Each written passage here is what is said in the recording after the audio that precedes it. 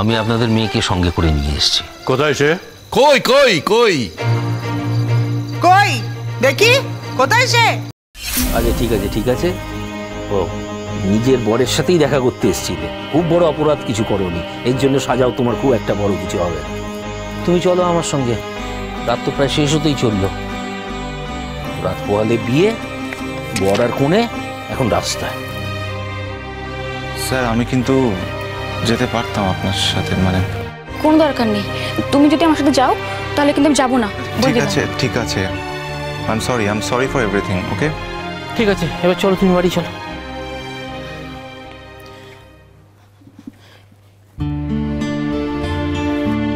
বলছি যে আপনি আমাদের বাড়ির ভেতর যাবেন তো? আরে তোমার বাড়ির লোক তো আমাকে চেনেই না, তো আমি বাড়ির বাইরে থাকলাম কি ভেতরে গেলাম তাতে কি খুব বড় একটা পার্থক্য হবে? তবু ডাক্তারবাবু আপনি আমাকে বাড়ির ভেতর অবধি দিয়ে আসবেন প্লিজ। দেখেছো মেয়েটা ভয় এতটুকু হয়ে গেছে।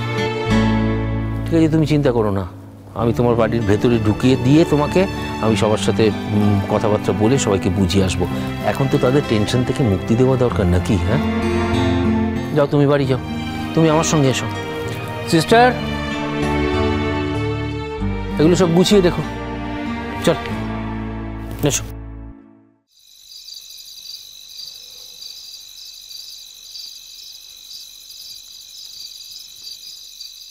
কেউ আছেন? কেরে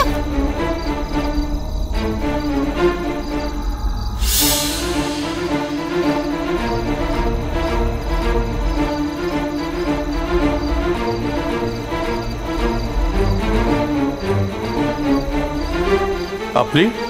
আগে আমি ডক্টর কৌশিক বসু।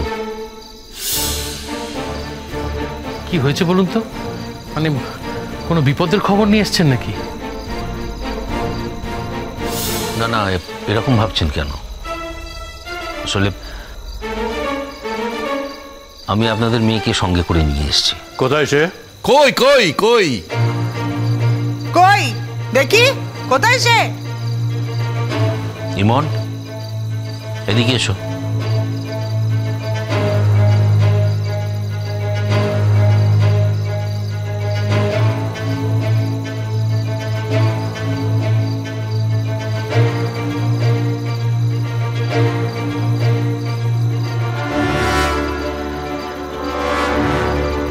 হ্যাঁ কোথায় গেছিলি তুই?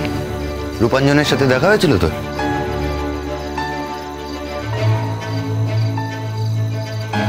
আমাকে প্লিজ একটু বলতে দিন।